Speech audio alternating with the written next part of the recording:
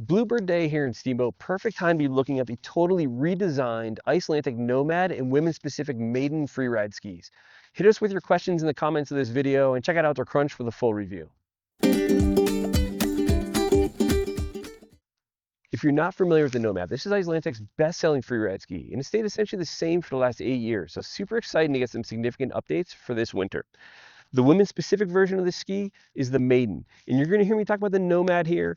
The Maiden gets all the same updates as the Nomad. It's going to be offered in some different widths and some shorter lengths to make it a more maneuverable ski. And you can find all those details in our article on Outdoor Crunch.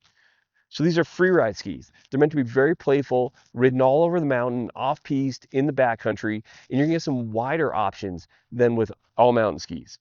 This is the 94. This is the narrowest offering in the Nomad lineup. It also comes in a 100 millimeter, a 106, and a massive 112. All these skis are going to have the same shape, which is camber underfoot for pop and for carving, and rocker tip and tail to make sure it floats in powders and be really playful off-piste and in the backcountry. All right, let's look at the updates Icelantic has made to these skis for this season.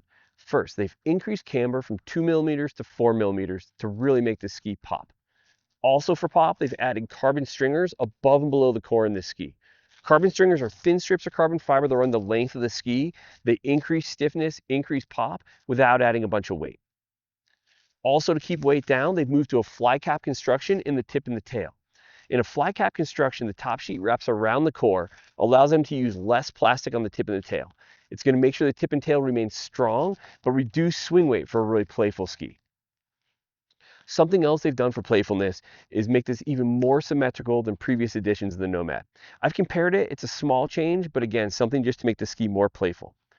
And the last thing they've done is move to a true waist width, which means this is a 94, it measures 94 millimeters at the waist. This was a complaint with prior editions. I actually sat on the chairlift with someone who had a Nomad 106 and it measured 110 underfoot. So great that they corrected that and you know what you get when you're looking at the published sizes.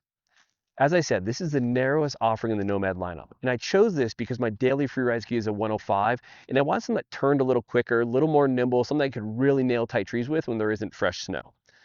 I've built these up with Bishop Telmark bindings, but a lot of you will be using Alpine bindings. I bought the skis and bindings separately, mounted the bindings, waxed the skis, cut my skins, and really prepared these myself to get to know them. I've ridden the lift with these almost 20 days so far, and they have been a lot of fun. Very playful, definitely a lot of pop. I can really feel the increased camber.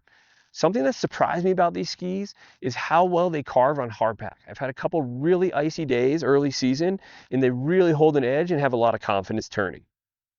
I've done some uphill both in the resort and the backcountry. Really, if I'm in the backcountry, I'm going to be bringing my wider skis.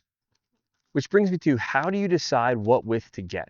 I'm really happy with these 94s. I think for most people, the 100 millimeter is going to be the sweet spot. Icelantic calls it their Goldilocks. It's going to be a little more forgiving over variable terrain and just a lot of fun. For more advanced skiers hitting deeper snow more often, the 106 is going to be a great option. And if you need the 112, well, if you know, you know. Overall, super happy with these. They have been really playful. They're definitely a go anywhere, do anything freeride ski. Riding these has made me want to try the wider options. If I do, I'll update the comments of this video as well as the article on Outdoor Crunch. Hit us with your questions. If you own some Icelantics, tell us about them in the comments. We'd love to hear what you think about them. Thanks for watching and check out Outdoor Crunch.